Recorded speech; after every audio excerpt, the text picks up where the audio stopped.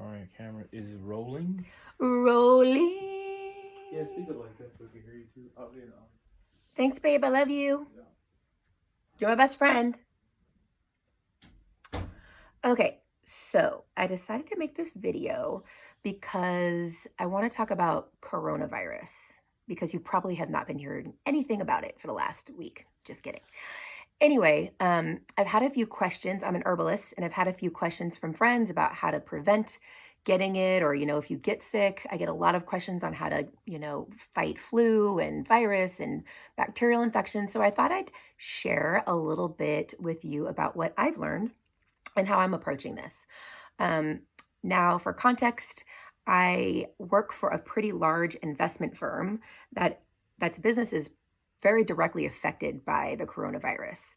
I would say over the last week or two, about 80% of my emails have been about coronavirus and, how to stop the spread, how it's, affecting the stock market, et cetera. So I'm inundated with this stuff, which is starting to bring up this fear inside of me. I'm actually currently working from home.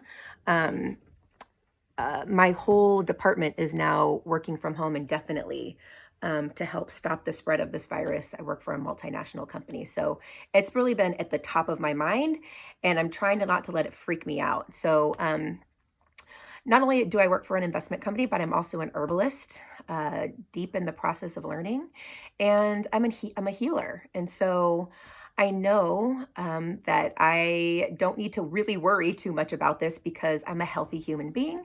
And I know that fear can really inhibit our body's ability to heal itself. So, um, this all kind of started this morning. I was at the gym. We were going on our way to the gym, and I'm sitting there in the car, and I'm like, "Oh, babe, should we go in?" Like I've been doing my hand washing. I've been eating well, but like the gym is kind of a nasty place. There's a bunch of random people in there. They're sweating all over the stuff. They're breathing hard, and I'm like, maybe this just isn't a good idea. So I had to really just collect myself and try to come from a feeling space of, is this fear? Is this just like, am I going above and beyond with fear, or is this intuition? So I had to kind of just sit there and sit with it. And where I ended up was I went inside the gym, I did my workout, and then I did what I knew I had to do in order to protect myself from getting this virus, and also, really just get my immune system set up so if I do get sick, I can handle it. Um, from what I've researched, about 80% of people who get this virus will have either no symptoms or symptoms kind of like the common cold, things that we get over all the time.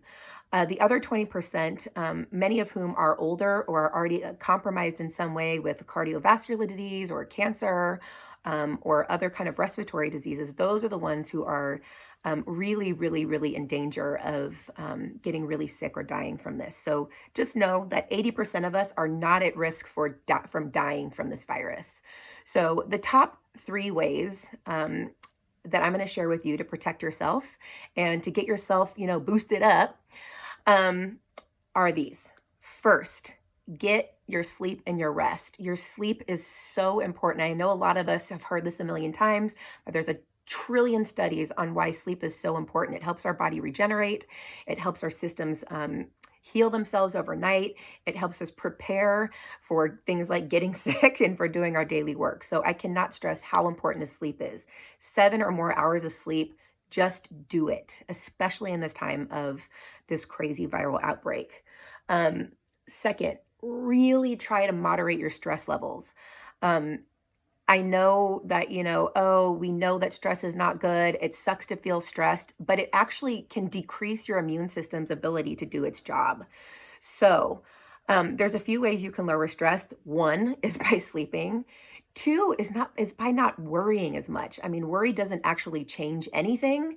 And I'm a worry wart, let me tell you that. But I've had to really focus on um, finding ways to not worry. Meditation, exercise, even just a walk around the block, sitting in nature is one of the easiest ways to really down regulate your stress response. Sitting by a tree, smelling a flower, just a deep breath in and an extended exhale out. That actually tells your brain that you're not in danger and you're not stressed.